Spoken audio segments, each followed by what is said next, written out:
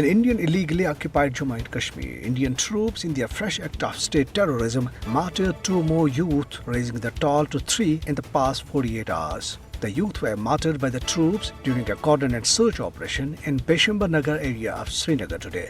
Earlier on Sunday, the troops martyred one youth, Nisar Ahmed Dar, during a violent military operation in Bijbehara area of Islamabad district.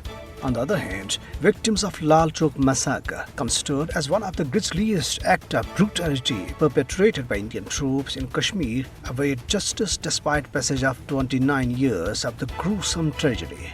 It was on this very day in 1993, a large section of downtown Srinagar, known as Lal Chowk, was burned to the ashes by Indian paramilitary troops. As many as 47 innocent civilians out of 125 total victims were burnt alive by Indian Border Security Force. More than 60 houses and 150 shops, shrines and schools were razed to the ground.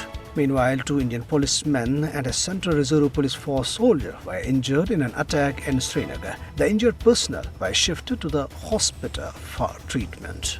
In another development, Kashmiri journalist Asif Sultan, who was granted bail earlier this week after nearly 4 years in an Unlawful Activities Prevention Act case, has been booked under another draconian law, Public Safety Act.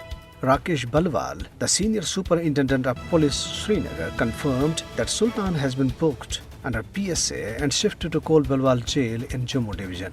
Indian police arrested 2 youth identified as Wajid Yusuf Akhon and Muhammad Ashraf Sheikh in Birwa area of Bargam district. Police claimed that the detained youth were overground workers of Mujahid organizations. However, their families have categorically rejected the police's version and said that the youth have no connection with any organization. Meanwhile, all party Hurriyat conference leaders in their statements in Srinagar deplored that New Delhi was using state terrorism as an official policy to punish the Kashmiris. They said fake encounters, killings, abductions and torture are witnessed on daily basis in the occupied territory since fascist Modi grabbed power in India.